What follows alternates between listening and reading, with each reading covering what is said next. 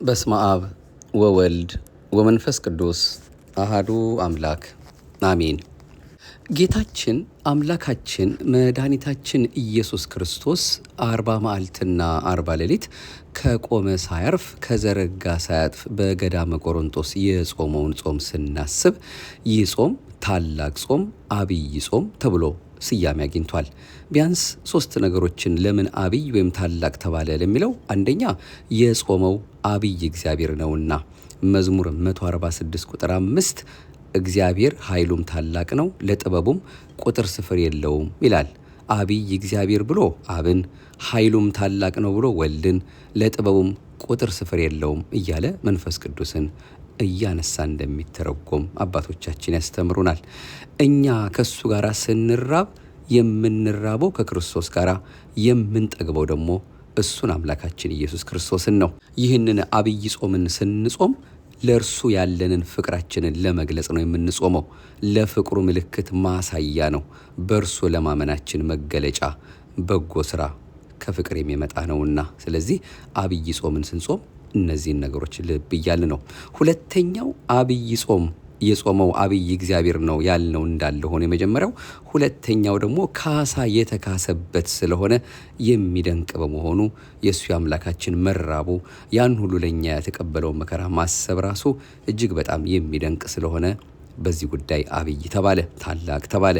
ሶስተኛው ደግሞ ጠላታችንን ድል ነስቶልናልና የኃጢአትን ስር ያደረቀበት ነው። ስስት፣ ትዕቢትና ፍቅር ነው የተባሉትን 3ቱን የኃጢአት ስሮች የተባሉትን አርስተ ኃጣውእ የተባሉትን ያደረቀበት በመሆኑ በእውነት ይሄ ጾም ታላቅ ጾም ተብሎ በእነዚህና በሌሎችም ምክንያቶች አምላካችን ያደረገልን ነገር እያሰብን የምንጾመው፣ እሱ ለእኛ ፍቅሩን የገለጸበት፣ ምንም እጠቀማለሁ ሳይል በጾም እኛም መጾም እንዳለብን በግብር ያሳየበት፣ እኛም ለእርሱ ያንን ፍቅር የምንገልጽበት፣ ከእሱ ጋር የምንራብበት፣ እሱ ነው አምላካችን የምንጠግብበት እንደሆነ በዚህ ሁኔታ ቅዱስ ቤተክርስቲያናችን ትምህርትን ታስተምረናለች።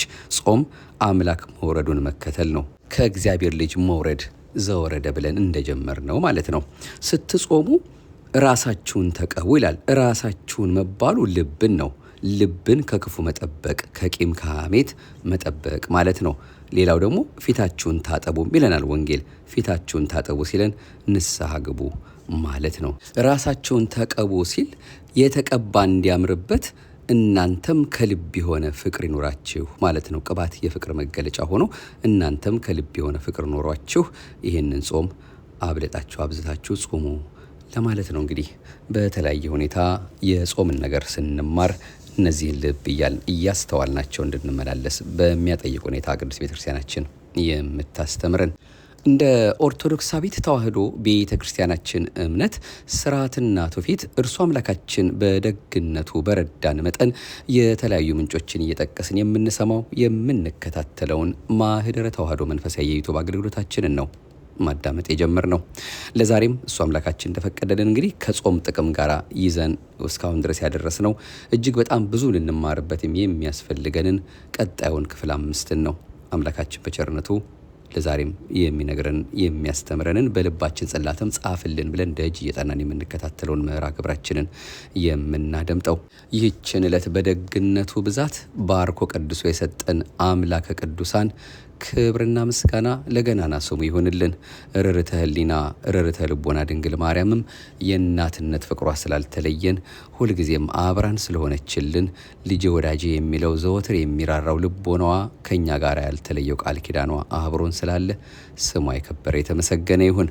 የእርሱ የአምላካችን ፈቃዱ ሆኖልን ከ7ቱ አጽዋማት አንዱ ራሱ ባለቤቱ አብይ እግዚአብሔር እንዳልነው የጾመውን ጾም 40 መዓልትና 40 ሌሊት የጾመውን ጾም እኛ ደግሞ በ55 ቀናት እየጾምን ከሱ ከአምላካችን የምናገኘውን በረከት ደጅ እየጠናን ፍቅሩን እያሰብን ስናደርገው አምላካችን ይህንን ማድረጉ እነዚያ ከላይ የጠቀስናቸውን 3ቱን አርስተ ኃጣውእ የተባሉትን የኃጢአት አበጋዞች ስሮች የተባሉትን ነቅሎ ያጠፋበት ነውና እነዚህ 3ቱ እነማን ናቸው የሚለውን ማወቅ ግድ ስለሚያስፈልገን ለዛሬ ዝርዝር ባለ ሁኔታ የምንመለከተው አንዱ እሱ ነው። የምነጋገርበት ከጾም ጥቅም ጋር ሆኖ በቅድሚያ ጾም ምስጢር ገላጭ መሆኑን ካየን በኋላ ባለፈው ጾም ኃይለ አጋንንትን ያደክማል ያርቃል እንዳልነው ልክ ከሱ ጋር በተያያዘም ጸባ አጋንንትን ለማብረድና ለማስወገድ እንደሚጠቅም በተለይ በዚህ በሶስቱ አርእስተ ኃጣውእ በምን መልኩ እንደሚተረጎም የምንመለከተው የዛሬው መርሃ ግብራችን ነው። የጾም ጥቅሞችን ነው የምንነጋገር ያለነው። ጾም ምስጢር ገላጭ ነው የሚለው ለዛሬ ቀጣዩ የምንማረው እሱ አምላካችን በደግነቱ የሚያስተምረን ሰማይና ምድር ሲያልፍ የማያልፈው ቃሉ ነው። ነቢዩ ዳንኤል የንጉሥ ናቡከደነጾርን ህልም የተረጎመለት ሱባኤ ገብቶ በጾም በጸሎት ነው። ታሪኩን ስንመለከት ናቡከደነጾር የሚባል ገናና ንጉሥ ነበር። ከገናንነቱም የተነሳ ይህንን ዓለም እንደ ሰም አቅልጦ እንደ ገል ቀጥቅጦ የገዛ ነው። ከዕለታት አንድ ቀን በልቶ ጠጥቶ ተኝቶ ኋላም ተነስቶ ከሰገነት ወደ ሰገነት ሲመላለስ የከተማውን ስፋት፣ የሰራዊቱን ብዛት፣ የሴት ወይዘሮ የወንድ መኮንን ሲወጡ ሲገቡ፣ ሲፈቱ ሲታጠቁ፣ ሲነሱ ሲወድቁ፣ ሲርዱ ሲንቀጠቀጡ አይቶ እኔስ ይህን ዓለም እንደ ሰም አቅልጬ እንደ ገል ቀጥቅጬ ገዛሁት፣ ከኔ በኋላ የሚነሳው ንጉሥ ብርቱ ይሆን ደካማ ምን ነው ባወቅኩት ብሎ ተመኘ። መንፈስ ቅዱስም የተመኙትን መግለጥ ልማዱ ነውና በራእይ ገለጠለት። ህልሙም ራሱ የወርቅ አንገቱ ደረቱ የብር ወገቡ የብርት ጭንና ጭኑ የብረት አንድ እግሩ የሸክላ አንድ እግሩ የብረት ምስል ከፊቱ ቆሞ ሲመለከተው የሰው እጅ ሳይፈነቅለው ከረጅም ተራራ ደንጊያ ወርዶ ቀጥቅጦ በዓለሙ ሲመላ ተመልሶ ተራራ ሲያህል ያንን ነፋስ ጠራርጎ ሲያጠፋ አይቷል። ከህልሙ ቢነቃ ደንግጦ ንባቡ ከነ ትርጓሜው ጠፋው። ከሚበላው አብልቶ ከሚጠጣው አጠጥቶ የሚያኖራቸው ህልም ፈቺ ጠበብት ነበሩት። እነሱን አስጠርቶ ዛሬ ህልም አይቼ ብነቃ ንባቡና ትርጓሜው ጠፋብኝ፣ እንድትነግሩኝ ብዬ ነው አላቸው። ንጉሥ ፍርድ ልበስ፣ 1000 ዓመት ንገስ፣ እስኪ ንገረን አሉት። ህልሙ ጠፍቶብኛል አላቸው። ቀን ስጠን አሉት። በሌላ ቀን ሌላ ነገር ፈጥራችሁ ልትነግሩኝ ነውን? አይሆንም፣ አሁን በልቦናዬ ይወጣል ይወርዳል፣ ትዝ ትዝ ብሎኝ ሳለ አሁኑኑ ንገሩኝ አላቸው። ይህስ ለእኛ አይቻለንም አሉት። ንጉሡ ተበሳጭቶ እንግዲያውስ ከምበላው አብልቼ ከምጠጣው አጠጥቼ የማኖራችሁ ፈረስ አይደላችሁ አልጋልባችሁ፣ በቅሎ አይደላችሁ አላሰግራችሁ፣ ጋሻ አይደላችሁ አልመክታችሁ፣ ጦር አይደላችሁ አልወረውራችሁ፣ ምን ታደርጉልኛላችሁ? ፍጃቸው ብሎ አዘዘ። ሰያፊውም ሊሰይፋቸው ወደ መካነ ምቅታሉ ይዟቸው ሲሄድ ያን ጊዜ ዳንኤል ቁጥሩ ከጠበብተ ባቢሎን ነው፣ በወቅቱ ግን አልነበረምና ሲሄድ በጎዳና አገኘው። ዛሬ ከቤተ መንግስት እንዲህ አይነት ቁርጥ የሞት ቅጣት የታዘዘው ምን ጥፋት ተሰርቶ ነው አለው። ንጉሥ ህልም አይቶ ንባቡም ትርጓሜውም ጠፍቶት ንገሩኝ ቢላቸው የሚነግረው አጥቶ ግደላቸው ብሎ ልገላቸው እየሄድኩ ነው አለው። ይህስ በእነሱ ብቻ የሚቀር አይመስለኝም፣ ተዋቸው እኔ ነግረዋለሁ አለው። ሄዶ ነገረው። ፈቃድ እግዚአብሔር ያለበት ነውና ለነሱ ያልሰጣቸውን ለእርሱ 3 ቀን ሰጠው። ወዲያው ለሰለስቱ ደቂቅ መልእክት ይልካል። ዳር ሲፈታ መካከሉ ዳር ይሆናል እንዲሉ ይህ ነገር ለእኛም የሚቀር አይመስለኝምና ወደ እግዚአብሔር አመልክቱ ብሎ ላከ። ነቢዩ ዳንኤልና ሰለስቱ ደቂቅ በያሉበት ለ3 ቀን ጾም ወይም ሱባኤ ያዙ። በ3ኛው ቀን ንጉሡ ናቡከደነጾር ያየው ህልም ከነ ትርጓሜው ተገልጦላቸዋል። ነቢዩ ዳንኤል ሄዶ ለንጉሡ ተርጉሞለታል። ትንቢተ ዳንኤል ምዕራፍ 2 ቁጥር 31። በዚህ መሰረት ጥንትም ዛሬም አባቶቻችን ሊቃውንት ምስጢር ሲጸንባቸው ቃል እግዚአብሔር ሲረቅባቸው ሱባኤ ይይዛሉ። ሱባኤውም ሲፈጸም የረቀቀው ይጎላላቸዋል፣ የተሰወረው ይገለጥላቸዋል፣ የራቀው ይቀርብላቸዋል። ስለዚህ ጾም ምስጢር ገላጭ ናት። እንግዲህ መጾማችን፣ ደጅ መጥናታችን፣ እርሱ እንደሚወደው መመላለሳችን በተለየ መልኩ ለእኛ ያሰባትን ምስጢሩን እንዲገልጽልን እሱን የማወቅን ምስጢር፣ የቅዱሳት መጻሕፍትን ምስጢር፣ በአጠቃላይ እርሱ አምላካችን እንዲገልጽልን የምንፈልጋቸው ደገኛ ምስጢራትን የምናገኘው በጾም በጸሎት እርሱ አምላካችን እንደሚወደው ጾመን እንደሆነ በዚሁ ምስጢር ገላጭ ስለመሆኑ አምላካችን ሌላውን የጾምን ጥቅም ነግሮናል ማለት ነው። ሌላው ሰፋ ያለው ለዛሬ የእሱ የአምላካችን የመድኃኒታችን የኢየሱስ ክርስቶስን ጾምን በተመለከተ የምንማረው ጾም ኃይለ አጋንንትን ለማድከም ጸባ አጋንንትን ለማብረድና ለማስወገድ ይጠቅማል የሚለው ባለፈውም በተለየ መልኩ እንዳየነው ለዛሬም ከጌታችን ጾም ጋር በተያያዘ ዲያብሎስን እንዴት ድል እንዳደረገው የምንማርበትን የጾምን ሌላውን ጥቅም የምንከታተለው ነው። ከጽልመት አበጋዝ ግዘፈ አካል ከሌላቸው ከአጋንንት ጋር በምናደርገው ውጊያ ጾም አይነተኛ መሳሪያ ነው። አጋንንት ስለተለያዩ ምክንያቶች ትሩፋት መስራት እስኪሳነን ድረስ ይዋጉን ዘንድ ይታዘዛሉ። ነፍሳችን ጾርን ትማር ዘንድ የሰይጣንን ክፉ ግብሩን ስለጠላን ለሰይጣን ከመታዘዝ ስለራቅን እግዚአብሔርን መፍራታችንና መውደዳችን ይታወቅና ይገለጽ ዘንድ ጌታ የረዳን ባይሆን ፈቃዱን መፈጸም እንዳይቻለን ድካማችንን እናውቅ ዘንድ ትሩፋትን ሰርተን መከራ ተቀብለን ለመንግሥተ ሰማያት የበቃን እንሆን ዘንድ ነው። ይህንን አብነት ሆኖ ያስተማረን መድህን ጌታችን ኢየሱስ ክርስቶስ ነው።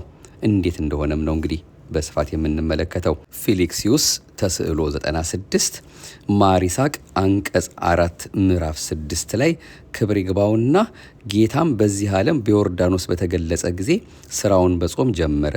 በጾም እንደጀመረ የሚያስረዳም ነገር ከተጠመቀ በኋላ መንፈስ ቅዱስ ወደ ገዳም አወጣው። ወደ ገዳም ወደ ጾም ለመግባት በኩር ሆነ የሚለው ነው። ጌታችንና መድኃኒታችን ኢየሱስ ክርስቶስ ከተጠመቀ በኋላ ሳይውል ሳያድር ወደ ገዳመ ቆሮንቶስ ሄደ። በዚያም 40 መዓልት 40 ሌሊት ጾመ። መጾሙም ቅዱስ ያሬድ እግዚእነ ጾመ በእንቲአነ ቀደሳ ለጾም በእንቲአነ እንዳለ ለእኛ አብነት ለመሆን እኛን ጾሙ ሲለን ነው። አንድ ጊዜ ጌታ ጾሞልናልና ያው ይበቃናል አንጾምም የሚል ሰው ጥምቀቱንም እርሱ ተጠምቆልናልና አንጠመቅም ማለቱ እንደሆነ ሊያስተውል ይገባዋል ሲሉ ሊቃውንት ያትታሉ።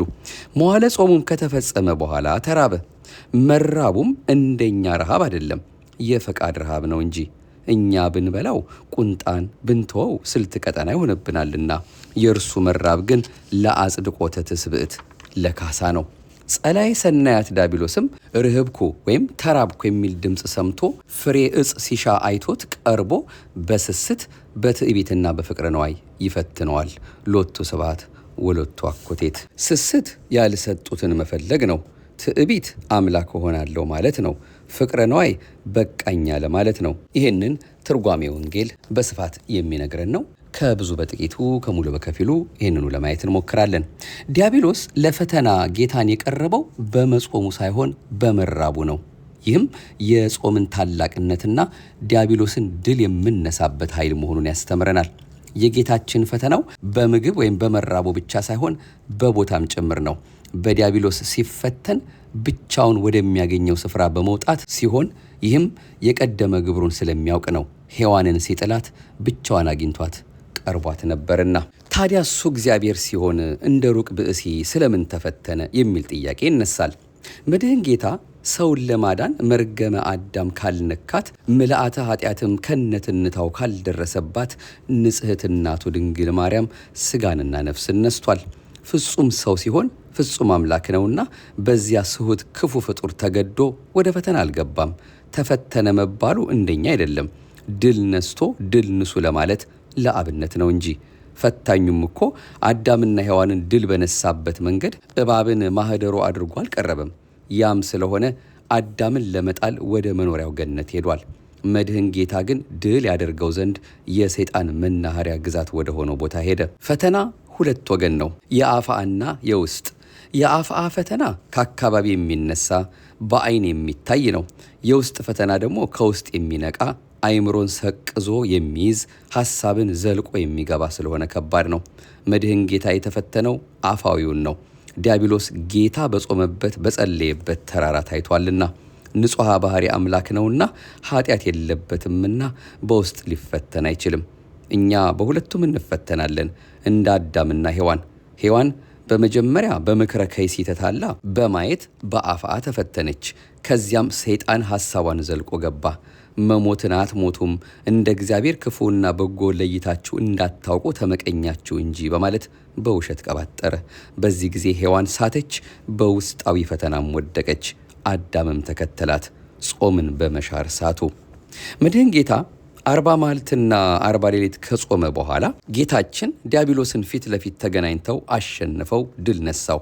በገዳም የሚኖሩ መናንያንን፣ በሰባ ዓለም የሚኖሩ ምእመናንን እንደ አባታቸው አዳም ድል እንዳይነሳቸው አሸነፈው። ዲያብሎስ ወገኛና ደፋር ስለሆነ ከቅዱስ መጽሐፍ ገጸ ንባብ በማምጣት ለራሱ በሚመች ያተረጓጎም ስልት በማጣመም ለመፈተን ሞክሯል። እንዴት የሚለውን በእነዚህ 3 ፈተናዎች ሊፈትነው ሲፈቅድለት በምን መልኩ እንደሆነና እንዴት ድል እንደነሳውም እንዲህ ለማየት እንሞክር። የመጀመሪያው ፈተና ፈቃደ ስጋን ተገን አድርጎ የቀረበ ነው። መራቡን አይቶ በአምሳለ ሰዓሊ በአምሳለ ሐራሲ በለማኝ በገበሬ አምሳል በቀዳዳ ስልቻ 2 ደንጊያ ይዞ አንዱን ላንተ አንዱን ለኔ ዳቦ አድርገህ እንብላ እለዋለሁ። ድንጋዩን ዳቦ ከማድረግማ የያዝከውን አንበላም ያለኝ እንደሆነ አዳምን በመብል ምክንያት ድል እንደነሳሁት እርሱንም ድል እነሳዋለሁ ብሎ ቀረበ። በመሆኑም በዮርዳኖስ አብ በደመና ሆኖ ይህ ልጄ ነው በማለት ሲመሰክርለት ዲያብሎስ ሰምቶ ስለነበረ የእግዚአብሔር ልጅ ከሆንክ እነዚህን ባርከህ ወደ ህብስትነት ለውጣቸው አለው። ይህን ማለቱም ለተንኮል ነው። ቢያደርገው የሰይጣን ተአዛዚ ብዬ ዕዳ አለበታለሁ፣ ሌላ ጾር እሻለታለሁ። ባያደርገው ደካማ አሰኘዋለሁ፣ ድካሙን አይቼ ቀርበዋለሁ ብሎ ነው። ጌታችንም የሰይጣን ተአዛዚ በመሆን የሚገኘውን ሲሳይና ለስጋ ፈቃድ መገዛትን በመንቀፍ ሰው ከእግዚአብሔር አፍ በሚወጣ ቃል ሁሉ እንጂ በእንጀራ ብቻ አይኖርም ተብሎ ተጽፏል አለው። ዘዳግም ምዕራፍ 8 ቁጥር 3 ላይ ያለው ነው። ሰው ከእግዚአብሔር አፍ በሚወጣ ነገር ሁሉ በሕይወት እንዲኖር እንጂ ሰው በእንጀራ ብቻ በሕይወት እንዳይኖር ያስታውቅ ዘንድ አስጨነቀህ አስራብህም የሚለውን ቃል ጠቅሶለት ማለት ነው። ሰው የሚድን ገበሬ በጻረበት በጋረበት በእንጀራ ብቻ አይደለም። እግዚአብሔር ምግብ ይሁን ያለውም ምግብ ይሆናል።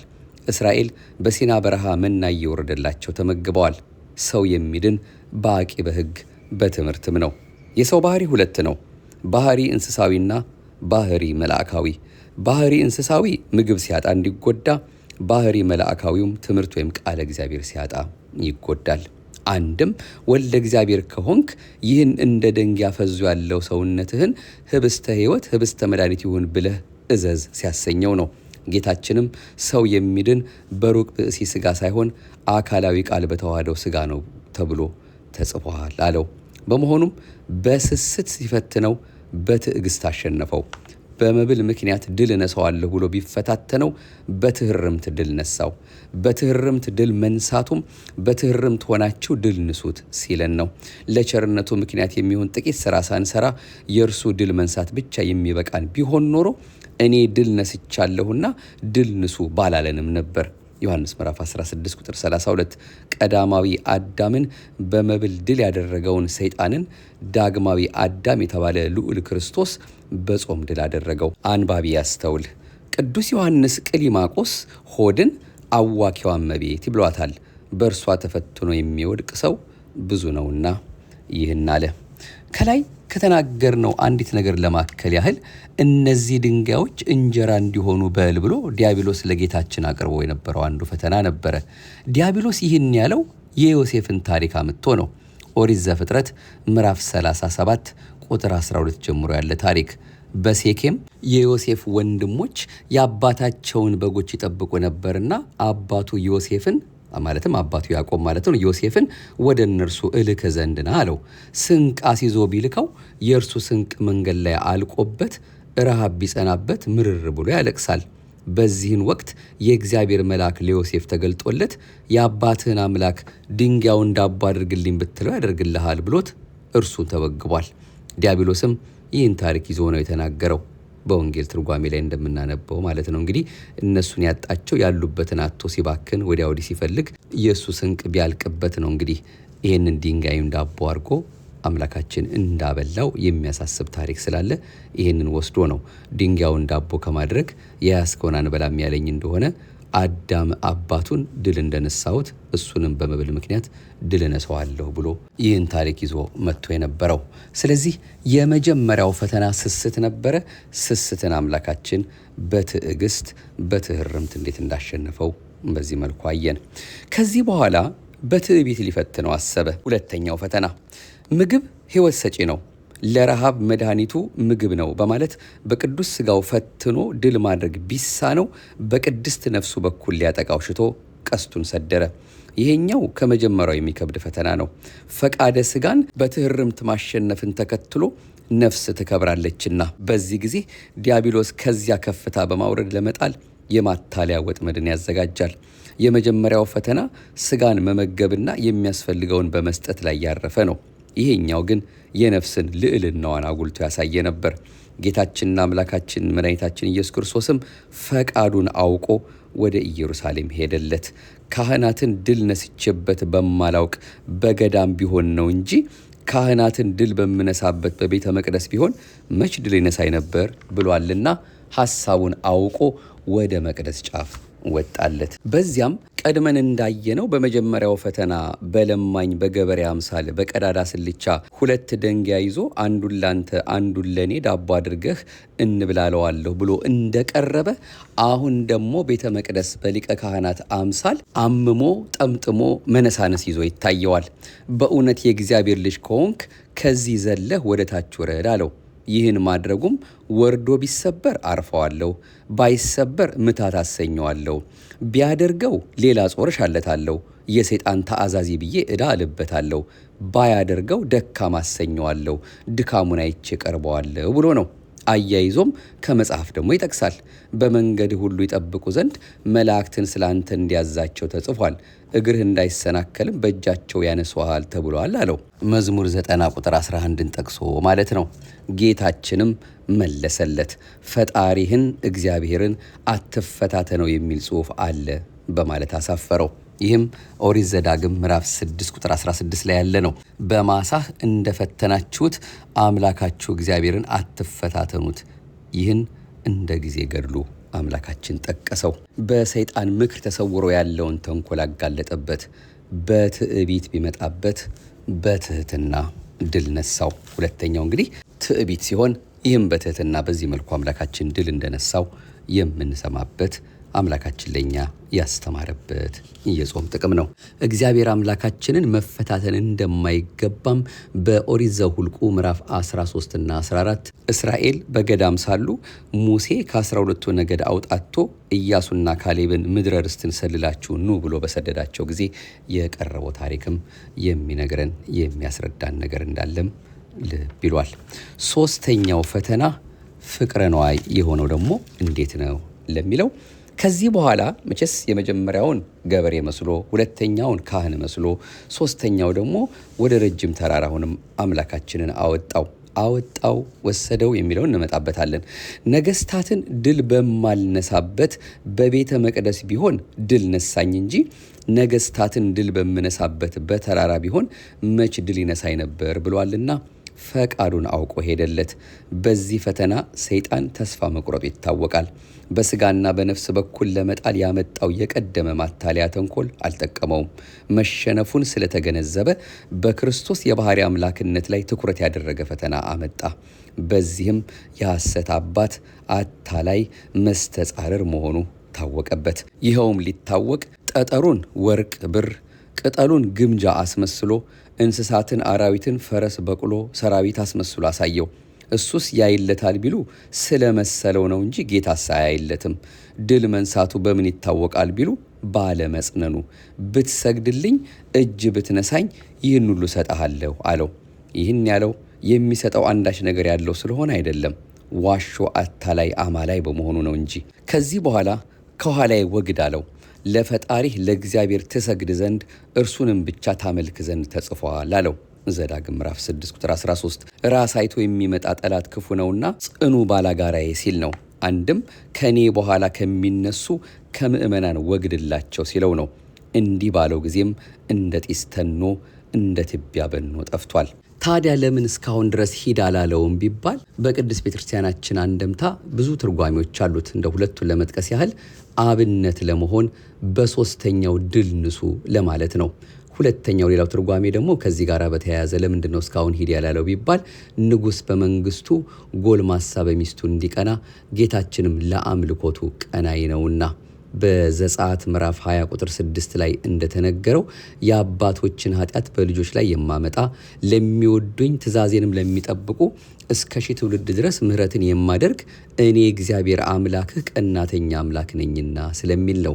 ለፈጣሪ ለእግዚአብሔር ትሰግድ ዘንድ እርሱንም ብቻ ታመልክ ዘንድ የሚልም ቃል ስላለ ከዚሁ ጋር በተያያዘ እንግዲህ አምላካችን በአምልኮቱ እስኪመጣበት ድረስ ዝም ብሎት ተፈትኖለታል ማለት ነው። ከኋላዬ ሂድ ብሎት ጠፍቶ የለምን?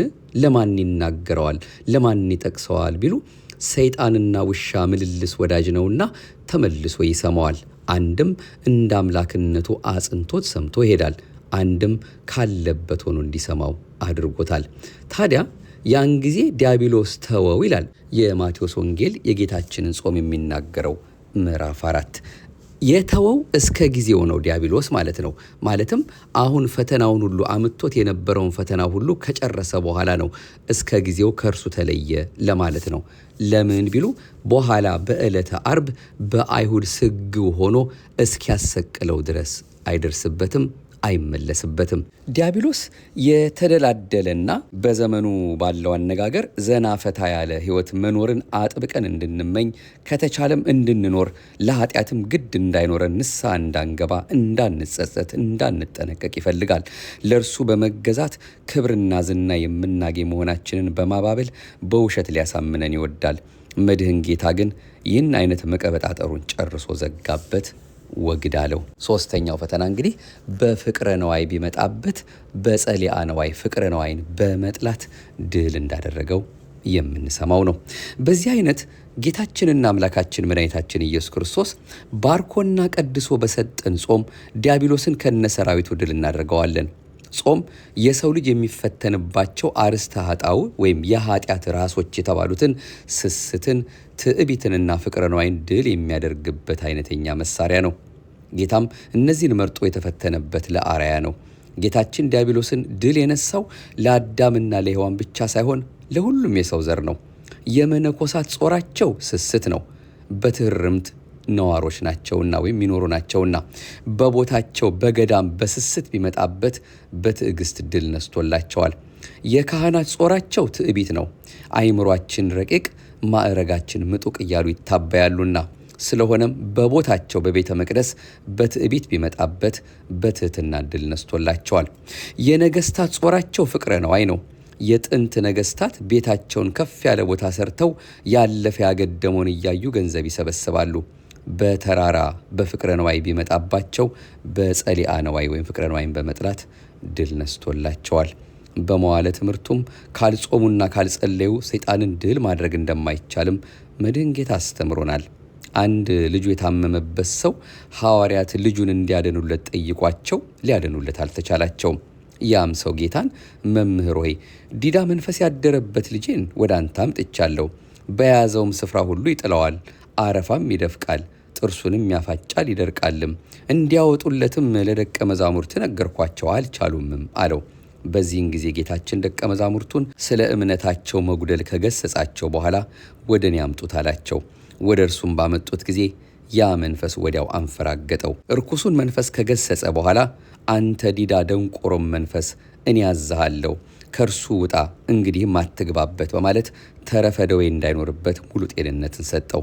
ቅዱሳን ሐዋርያትም ጋኔኑን ማስወጣት ባለመቻላቸው የጎደላቸውን ለማወቅና ስህተታቸውን ለማረም ሽተው እኛ ልናስወጣውና ልጁን ልናድነው ያልቻልነው ስለምንድን ነው በማለት ጠይቀውታል።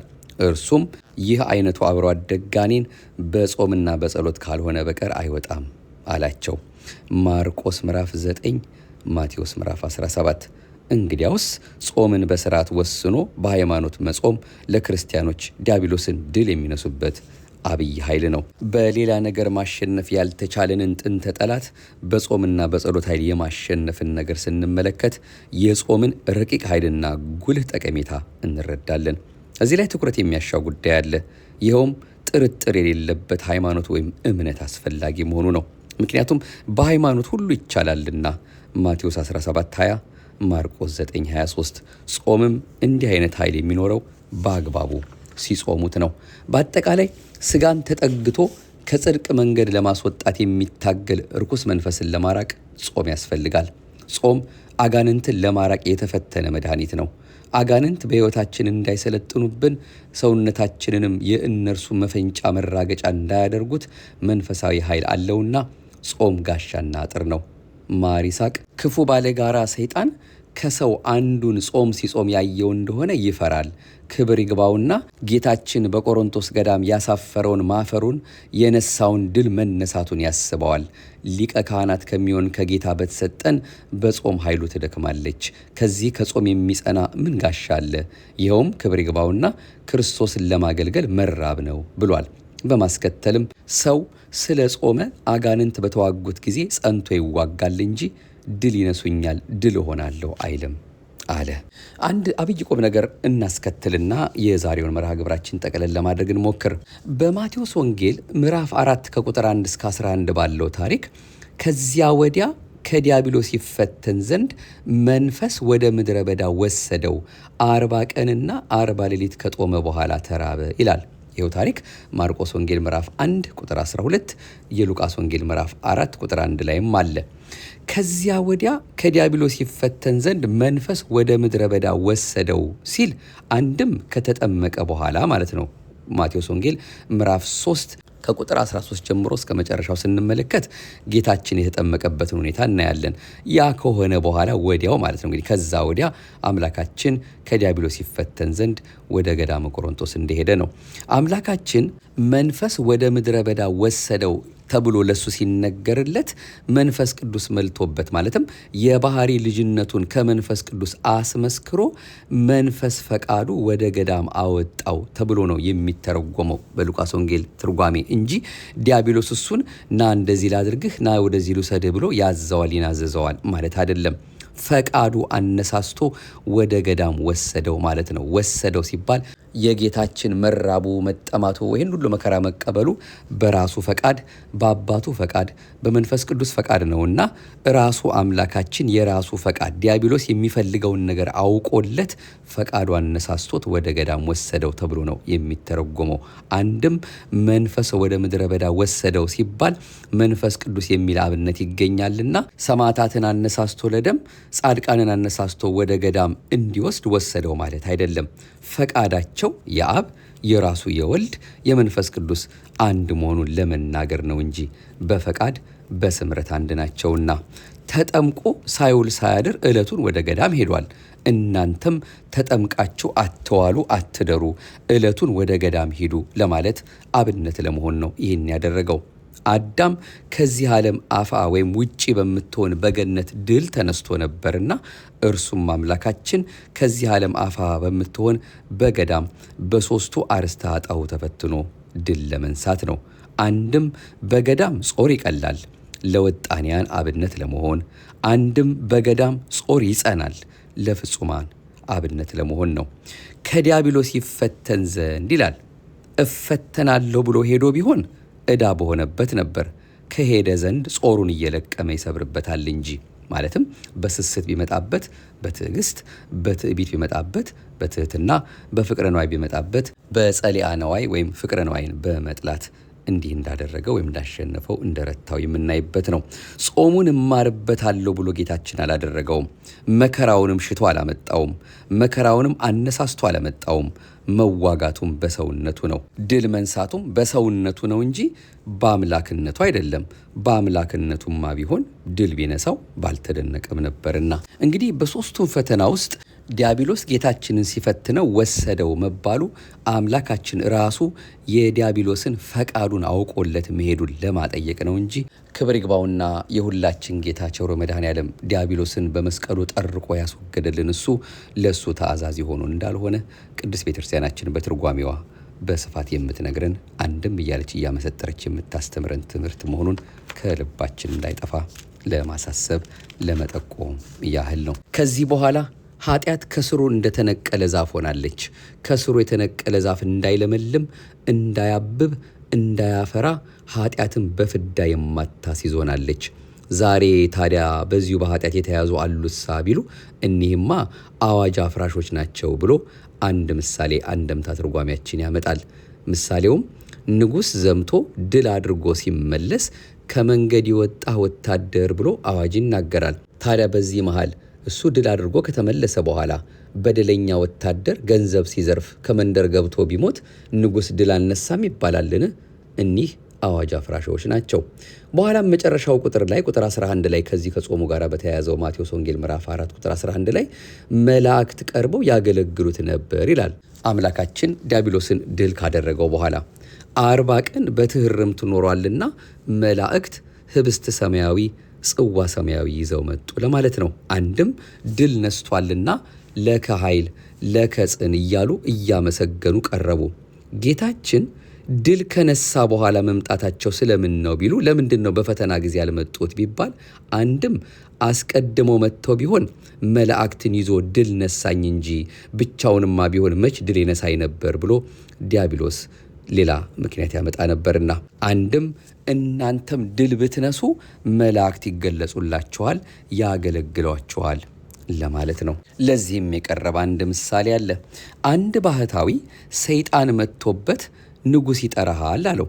እኔ ከጌታዬ ከኢየሱስ ክርስቶስ በቀር ሌላ ንጉሥ የለኝም አላውቅም ቢለው፣ ሰይጣንም ይህ ደፋር በዓለም እያለ ደግሞ ንጉሥ የለም ይላል ብሎ በያዘው በሎታ ቀጥቅጦት ሄደ። ከዚህ በኋላ ለባህታዊው መልአከ ዑቃቢው ተገለጸለት። ማና አለው። እኔ መልአከ ዑቃቢ ነኝ አለው። ታዲያ እስካሁን ወዴት ኖረሃል አለው። ለምን አልጠበቅከኝም ማለቱ ነው።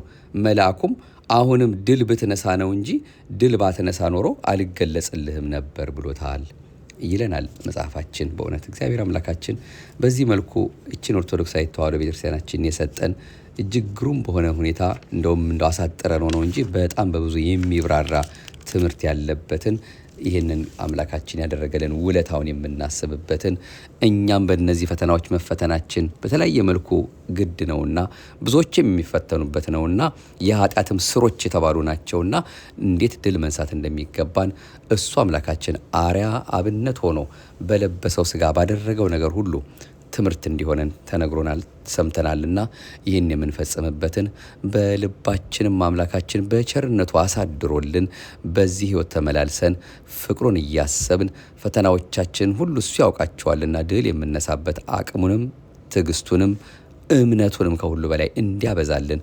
እየተማጸነው ነው። እንግዲህ ጾማችንን ለእሱ አስረክበን እየተጋን እየለመን እየተማጸን እየጸለይን መጽናት ያለብን ማለት ነው። በዚህ መልኩ ነው እንግዲህ ጾም እጅግ በጣም በርካታ ጥቅሞች እንዳሉት እየሰማን የከረም ነው። ጾም የእግዚአብሔርን ገጸ ምሕረት መለመኛ ነው። ጾም ችግርን ለእግዚአብሔር መናገሪያ ልሳን ነው። ጾም የትውልድን ስብራት የሚጠግን ወጌሻ ነው። ጾም ባለፈው እንዳየነው ዛሬም እንደጨመርነው አጋንንትን የምንዋጋበት መሳሪያ ነው። ጾም ከመንፈሳዊ ተጋድሎ አንዱ ክፍል ነው። ጾም የእግዚአብሔር ስጦታን መቀበያ ገበታ ነው። ጾም ወደ በለጠ ክብር መሸጋገሪያ ድልድይ ነው። ጾም ባለፈውም እንዳየነው የሥጋ መጎሰሚያ ልጓም ነው። ጾም ዛሬም እንዳየነው ምስጢር ገላጭ ነው። ጾም ከእግዚአብሔር ቁጣ መሰወሪያ ድንኳን ነው። ጾም የመንፈሳዊ ሥራ መጀመሪያ ነው። ጾም የንስሐ ማደሻ የእንባ መገኛ ነው። ጾም ዕድሜ ማራዘሚያ መድኃኒት ነው። እንግዲህ እነዚህ ሁሉ ከጾም ጋር የሚነገሩ የሚሰበኩ በልባችንም አምላካችን እንዲያሳድርልን እየተከታተልን የምናደምጣቸው ልብን የሚያሳርፍ የምናደርገውን ነገር በማስተዋል እያደረግነው እንድንኖር የሚያሳስቡ መልእክቶቻችን ናቸው። ርዕሳቸውን ብቻ ነው ያነሳ ነው። ወደፊት በሌላ ደግሞ አጽዋማት ስንቀበል ደግሞ መለስ ብለን የምናየው ይሆናል። እንግዲህ እንዴት መጾም እንዳለብን፣ ያለ ግብዝነት መጾም እንደሚገባ፣ በደስታ መጾም እንደሚገባ፣ ከስግደት ጋር መጾም እንደሚገባ፣ ከጸሎት ጋር መጾም እንደሚገባ፣ ከምጽዋት ጋር መጾም እንደሚገባ፣ እነዚህን ሁሉ ነገሮች መቼስ የምንረሳቸው አይመስለንም። ስለ ጾም የሚነሱ ጥያቄዎችም አሉ። በፍቅር ሆነንም መጾም እንደሚገባንም በርካታ ትምህርቶች የሚሰጡበት ወራት ነው። ሁሌም ስለ ጾም ሲነገር ለማለት ነው። ስለ ጾም አንዳንድ የሚነሱ ጥያቄዎች አሉ። መድኃኔዓለም ፈቃዱ ይሆንልን በቀጣዩ የምንመለከተው ይሆናል። እግዚአብሔር አምላካችን ስለነበረን ጊዜ ስሙ የከበረ የተመሰገነ ይሁን። የሚያስተምርም በልብ የሚያሳድርም ለፍሬ የሚያደርስም የደግነት ባለቤት የቃሉ ጌታ ቸሮ መድኃኔዓለም ነውና የሰማነውን ሁሉ በልባችን ጽላት ጽፎ በእውነት ካልተማሩ ማወቅ ካላወቁ ጽድቅ የለምና ከትላንት ዛሬ በተሻለ መልኩ ጾማችንም የምናደርገው ክርስቲያናዊ ሕይወታችን እርሱ አምላካችን በፈቀደውና በመረጠው መንገድ እንዲመራልን የእሱን ፈቃድ ብቻ እየፈጸምን እንድንመላለስ እንዲያደርገን ማስተዋል ጥበቡን እንዲያበዛልን መድኃኔዓለም አሁንም የተቀደሰ ፈቃዱ ይሁንልን። ክፉን አርቆ ደጉን እንዲያቀርብልን በጾም በጸሎት ተግተን እሱ አምላካችን ክፉን አርቆ ደጉን እያቀረበልን ለእኛ ብቻ አይደለ፣ ለሀገራችን፣ ለሕዝባችን፣ ለዓለማችን፣ ለምንኖርበት ለምናልፍበት ቦታ ሁሉ እርሱ አምላካችን በጎውን ነገር ሁልጊዜም ከእኛ እንዳያርቅብን ደጅ እየጠናን የምንማጸንበት ታላቁ ኃይላችን ነው ጾም። አምላካችን በብሩህ ገጽ ይቀበልልን፣ ኃይል ብርታት ይሆነን፣ ብርሃነ ትንሣኤውን በቸርነቱ ለማየት ያብቃን። ጾምና ምጽዋት ክልስትም መምህር ቃኘው ወልዴ ከነገሩን ካስተማሩን ካስቀመጡልን መጽሐፍ እንዲሁም ደግሞ በሊቀ ጉባኤ ጌታሁን ደምፀ ሆህተ ስብከት ዘቅዱስ ያሬድ ቅጽ 2 ላይም ያገኘነውን መልእክትና እንዲሁም እኔም በማስታወሻ ከትርጓሜ ወንጌል ያገኘሁትን ሁሉንም ሰብሰብ አድርገን ነው ለዛሬ የተማማርንበት። ለሁሉም መስማት ብቻ አይደለ መኖሩ ላይ ነውና ትልቁ ነገር እንድኖርበት እንድመስልህ እርዳኝ እባክህ ብለን እሱ አምላካችን በቸርነቱና በደግነቱ ፍቅሩን እያሰብን እንድንመላለስ ዛሬም ዘወትርም ለዘላለሙም ዓይናችንን ከመስቀሉ ልባችንን ከቃሉ አንደበታችንን ከጾም ከጸሎት ከምስጋና በጊዜውም ያለ ጊዜውም እያጸናልን እንድንመላለስ እሱን እያየን እንድንኖር በልባምነት እንድንመላለስ ለልባችን ልብ እንዲሰጥልን የሚቆርጥ ከሱ ጋር የሚኖር ከሱ ውጪ ሌላ ሕይወት የለኝም የሚል ያለሱ ምንም ማድረግ አንችልምና ለሱ ለአምላካችን የታመነ ሕይወትን እንዲያበዛልን እንዲሰጠን የፍቅር አምላክ ቸሩ መድኃኔዓለም አሁንም የድንግል ማርያም አንድያ ልጇ የቅዱሳን አምላክ የተቀደሰ ፈቃዱ ከሁላችን ጋር ይሆንልን። አቤቱ አንተን መፍራትን በልቦናችን በጎ አምልኮትህንም በህሊናችን ጨምር። እነዚህን መጽሐፍት ጽፈው ደጉሶ የሰጡንን መምህራኖቻችንን መድኃኔዓለም ኢየሱስ ክርስቶስ በእድሜ በጸጋ ይጠብቅልን። እኛ ጨለፍ ጨለፍ እያደረግን ነው ወደ እናንተ የምናመጣው። መጽሐፍቶቹን ግን ብትይዟቸው እጅግ በጣም በርካታ ቁም ነገር ታገኙባቸዋላችሁና አደራ በሰማይ አደራ በምድር እድሉ ካላችሁ መንገዱ ካለ ሩቅ ካለን እያስመጣን ከሀገር ቤት በቅርብም ደግሞ በሀገራችን በኢትዮጵያም ደግሞ ካለን ደግሞ እናያዛቸውና እንጠቀምባቸዋለን። መንፈሳችን የሚታደስባቸውን ነገሮች ላይ ትኩረት እየሰጠን ብናይ ነው። አለበለዚያ ዓለም እንደምናየው ነው። ምንም ህሊናን የሚያሳርፍ ደግ ነገር አናይም፣ አንሰማም። በየጊዜው በየሰዓቱ ዓለም ትለዋወጣለች። ለእኛ ግን የሚያሳርፈን የሚያረጋጋን ከመከራ ስጋትም የሚያተርፈን የሚያድነን የእሱ የአምላካችንን ቃል በመስማት ብቻ ነው። መጽሐፈ ምሳሌ ምዕራፍ 1 ቁጥር 31 ላይ እንደተነገረው ማለት ነው። የሚሰማኝ በእርጋታ ይቀመጣል ከመከራ ስጋትም ያርፋል እንዳለ ከሚያሳስበን ነገር ችግር መከራ ካልነው ነገር በእያንዳንዱ ህይወታችን ከሚመላለሰው እኛ የማናቃቸው ብዙ ነገሮቻችን ውስጥ የእሱ የአምላካችን ፈቃድ ሆኖ የሚያሳርፍ ቃል ሁሌም የሚያረጋጋ እኛን የሚጠብቅ ህይወት የሆነው እሱ አምላካችን ለኛ የሰጠን መዳኛ አለንና ከሱ ጋር ተጣብቀን ነገሮቻችን ሁሉ ለሱ እያስረከብን ታጥነን ተዘጋጅተን መጠበቁ አማራጭ ተለዋጭ ሌላ ምትክ የሌለው ነገር ነውና በዚህ መልኩ ህይወታችን ለሱ አስረክበን እንድንመላለስ የደግነት ባለቤት ቸሩ መድኃኔዓለም አሁንም የኔንም የእናንተንም መጨረሻችንን ስለ እናቱ ስለ ቅድስት ድንግል ማርያም ብሎ ስለ ኢትዮጵያዊ ጻድቅ ስለ አቡነ ተክለ ሃይማኖት ስለ ኢትዮጵያው ገበዝ ስለ ቅዱስ ጊዮርጊስ ብሎ እንዲያሳምርልን አሁንም የተቀደሰ ፈቃዱ ይሁንልን። አሜን። ይቆየን። አቤቱ አንተን መፍራትን በልቦናችን በጎ አምልኮትህንም በህሊናችን ጨምር። አምላካችን የቀጠሮ ሰዎች ይበለን። ክብር ምስጋና ይሁን ለአብ፣ ክብር ምስጋና ይሁን ለወልድ፣ ክብር ምስጋና ይሁን ለመንፈስ ቅዱስ ዛሬም ዘወትርም ለዘላለሙ አሜን። ማህደረ ተዋህዶን ለሚያደምጡ ሁሉ አዳርሱልን። ቢቻላችሁም እናንተም ሰብስክራይብ አድርጋችሁ ብትከታተሉ ትጠቀሙበታላችሁ ብለን ተስፋ እናደርጋለን። ሰላም እግዚአብሔር ከሁላችን ጋር ይሁን። ይቆየን።